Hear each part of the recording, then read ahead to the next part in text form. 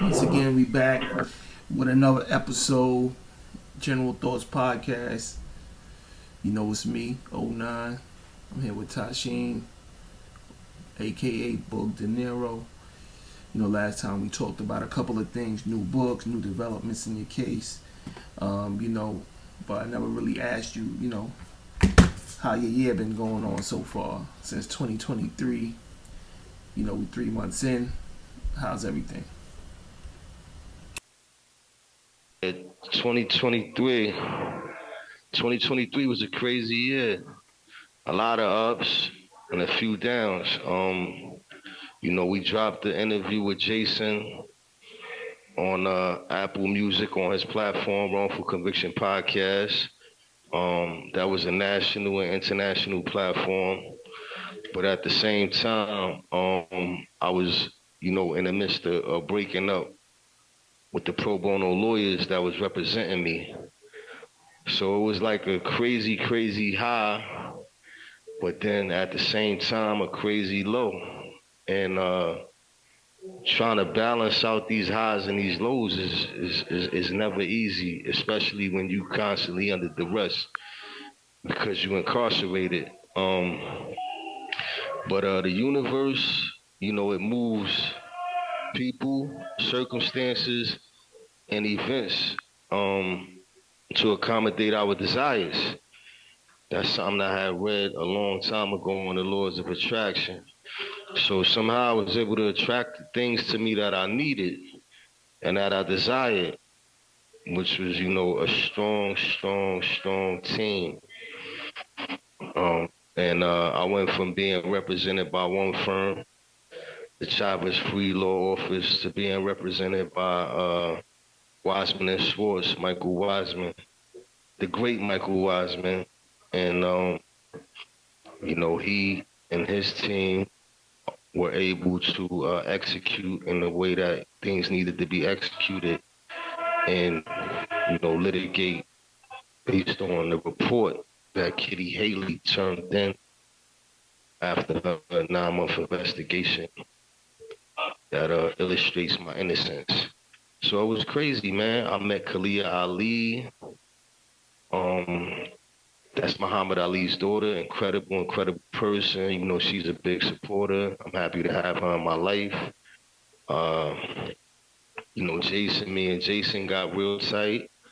And not only did I do his show, but he went on a Breakfast Club and talked about talked about my case, my wrongful conviction, my innocence. So yeah, it was a tumultuous year, B. Word. New attorneys, new friends, new allies.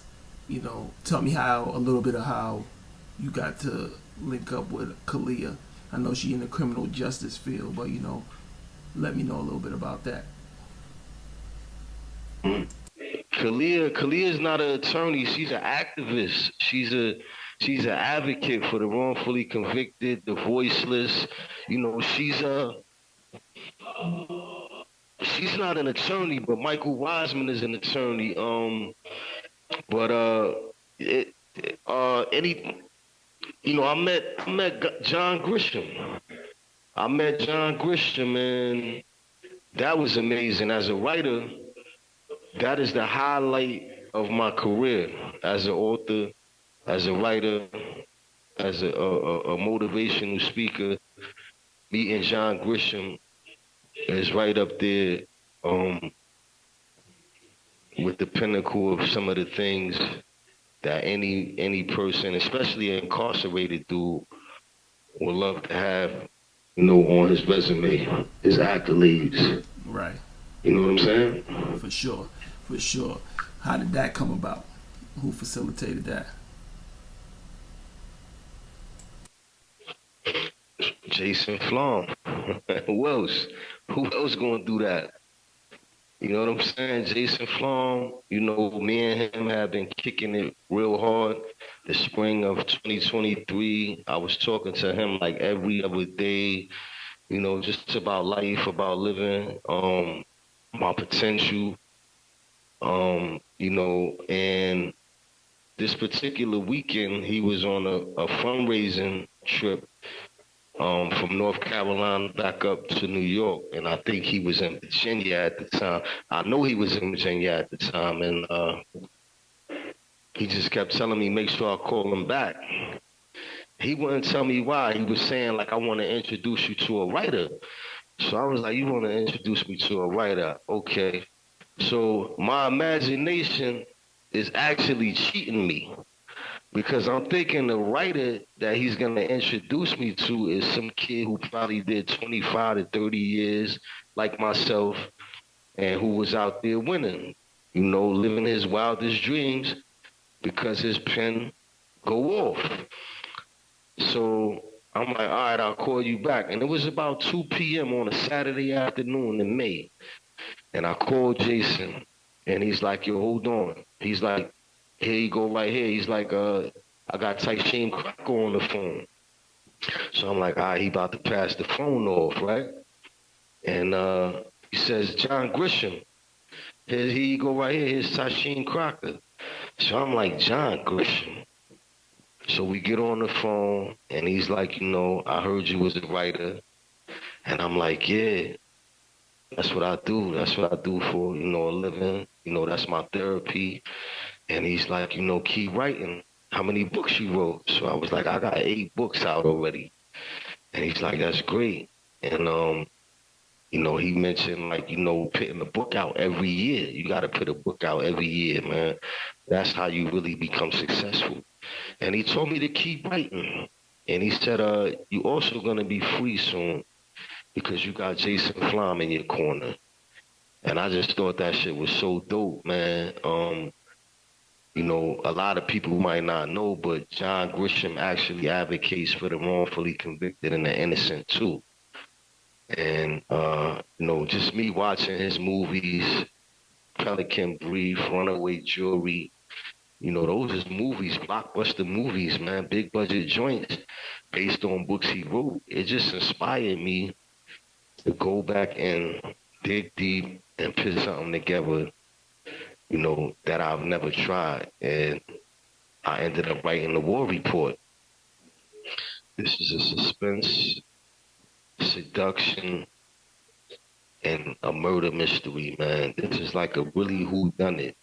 And I don't think I would have wrote this book if I had not met if Jason had not introduced me to John Grisham. That's dope. That's dope. You know what I mean? Like somebody in your field, a writer, meeting somebody on his level is kind of like akin to somebody that's a rapper meeting like Jay-Z or Nas or somebody they look up to like that. Very shit. Like how many dudes, is saying, yo, I met John Grisham while I was still behind the G wall? How many dudes are saying that, oh? Not many. I don't believe. If not none, I don't know. Especially none that's writers as prolific as you. But that's dope. You also met like my son or something in the summertime. Hold on, I'm gonna get to you with the. I hear that. I could even brag different. Like I could say I met John Grisham while I was still locked up. For sure. And I just think that shit is just legendary, man. And definitely. I'm blessed, man. As far as my son, I met my son in 2023 too. The summer of 2023, my ex-girlfriend, Basila, she's been crazy supportive during my entire incarceration, and she does it in her own way. You know what I'm saying?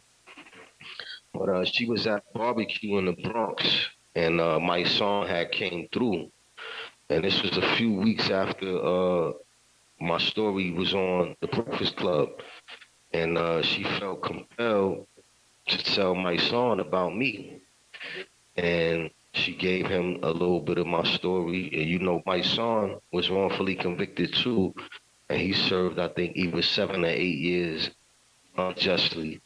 So he can relate to people being in prison for crimes they didn't commit.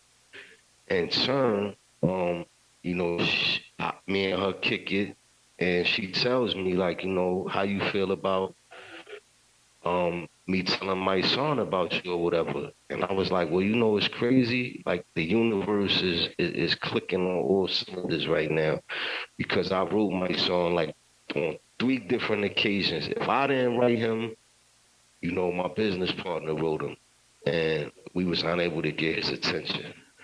And you know, by the grace of God, she was in the right place at the right time. And my son told Basila to give me his number, and we set it up, and we ended up getting on the phone. And I was able to run my story down, what was going on, where I was at, and my plight, where I was at, and my successes. And he said pretty much, let me know, keep me posted. And as far as, you know, litigations, when things are filed, etc., and, you know, I'll cover the story. And I plan on calling my son in the next week or two because everything is filed. Most definite. We gonna definitely have to reconnect with him and see what can come from that. Yo, I want to ask you though. You talked about the War Report and how that's your new book. What separates the War Report from anything else you ever wrote or published in the past? You know, book wise. The war report takes place at the end of the 20th century. And this book is a real suspense thriller type book. I've never written anything like this. A lot of my writings is street orientated. It's like predicated on street culture. It takes place in, you know, gritty settings. I'm telling stories of backstabbing and malicious intents and you know, fast women, fast money, fast cars, and these stories end sad and badly. People end up dying, losing their lives. People end up in prison for long periods of time. Those are the kind of stories that I had written previously, like the Street General series, the Urban Royalty series, Respect the Struggle, even you know, it can happen to any of us as a memoir, loosely based on actual events, things that I've experienced, things I've endured, um, um, um, um, things I've survived. But this book is a love story that's woven with a real suspense, like in a real a mystery. It's like a murder mystery. You're not gonna find out who actually did what until the last chapter. And it's just dope, man. It takes place in the Bronx, in the McCombs Road section of the Bronx. That's the neighborhood I came up in, doing my 1-2 in the streets.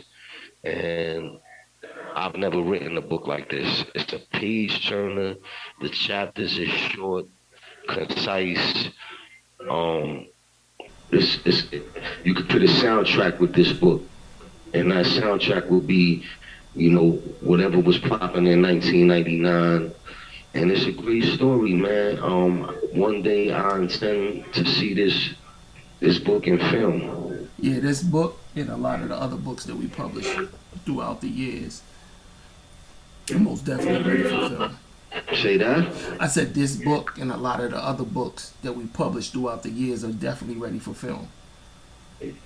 Absolutely. I plan, you know, the plan, you know, we have a mission, we have goals, we have aspirations, and these goals and these aspirations and this mission is years in the making. Everything we've done, you know, every book I've ever written, every story I've ever told, we anticipate and we intend to have these things become movies, series, and I'm actually studying film as we speak. That's dope. That's dope. I can't wait to see what the scripts look like. What are your goals? You speak about goals and aspirations, but what are your goals and aspirations after your long-awaited vindication from being incarcerated for over 26 years for something that you didn't do?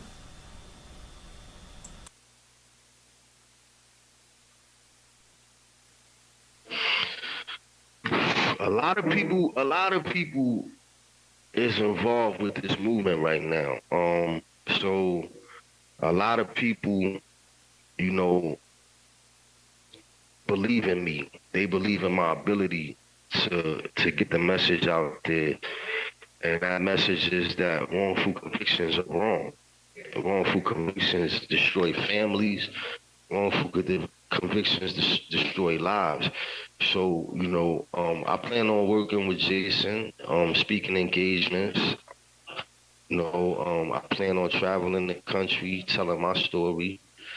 I plan on being an expert by experience. I don't have a law degree, but I am abreast with post-conviction law, and I plan on being able to help mothers, fathers, wives, husbands, daughters, sons, friends of the wrongfully convicted.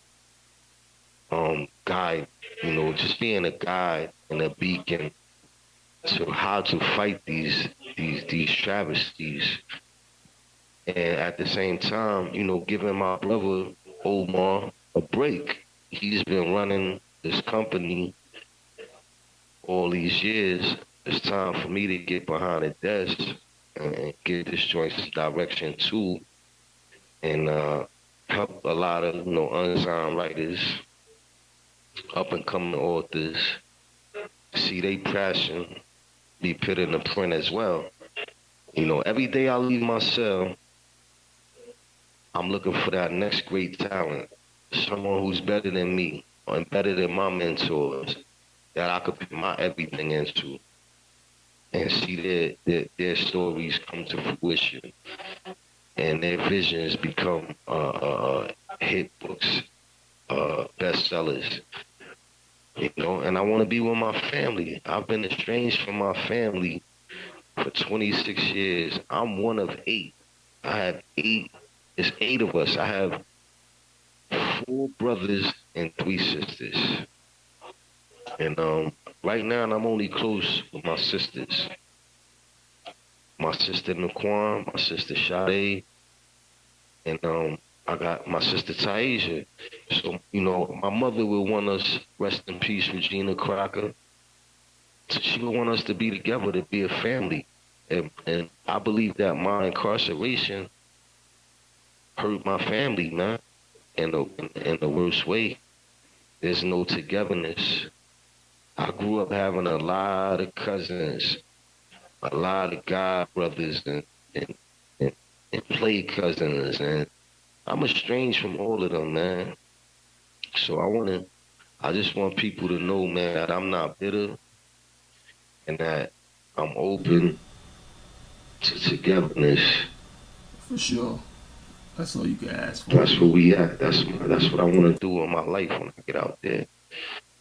And I want a couple kids too. I don't have any kids.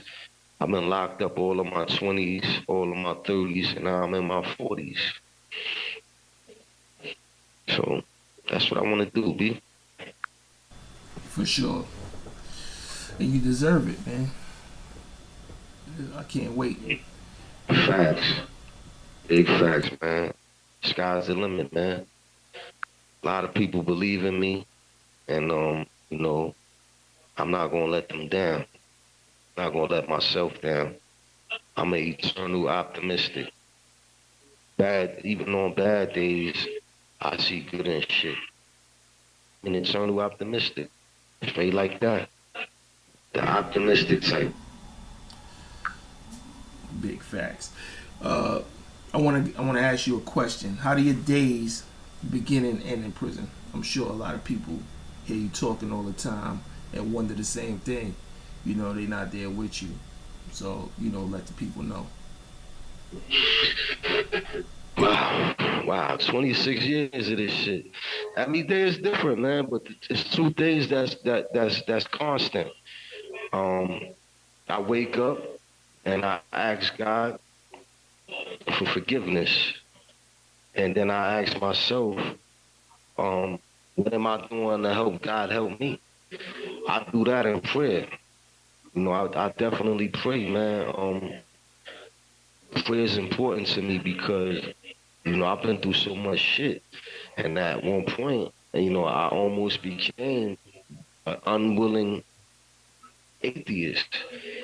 And that disbelief was based on just feeling like nobody was listening when I was talking, that nobody would hear me, my cries, my screams, my shouts, my disdain, my discomfort was falling on deaf ears. And the only person that was listening was me. And, I was wrong though, man. God was guiding. He was watching. He was just waiting on me to embrace the moment, and my moment would come. So I started with prayer, man. Then, I try to get a workout in, some push-ups, some burpees, hit the pull-up bar. I like to work out. That relieves tension, stress. Then, I try to get some reading and writing in. And I end my day with affirmations, you know, um, setting things in motion, voicing things I want for myself, things I deserve, things I desire, things I crave. And that is peace, truth, justice, freedom, and love. And I know if I got all these things bestowed upon me, success is imminent. Success is limitless. And that's how I started. That's how I ended. Conflict free, just moving like a G. For sure. It's the only way you could do it. Well, that's another one. We wrapping on another episode in the barrel or in the bucket. You already know, man. It's another episode coming, man. As I've stated, uh, the interview with Jason Flom is incredible. It's immaculate. It's done sensationally, but we couldn't squeeze everything into there. So that is the purpose and the cause for the General Discussions podcast, to illustrate and document my last days incarcerated and beyond. Peace. Thank you for joining us with another episode of the General Thoughts podcast. Keep a lookout. Out now, War Report. Everywhere books can be bought. The audio book is coming. So y'all keep your ears peeled and your eyes peeled. And don't forget to like, comment, and subscribe. And tell a friend to tell a friend.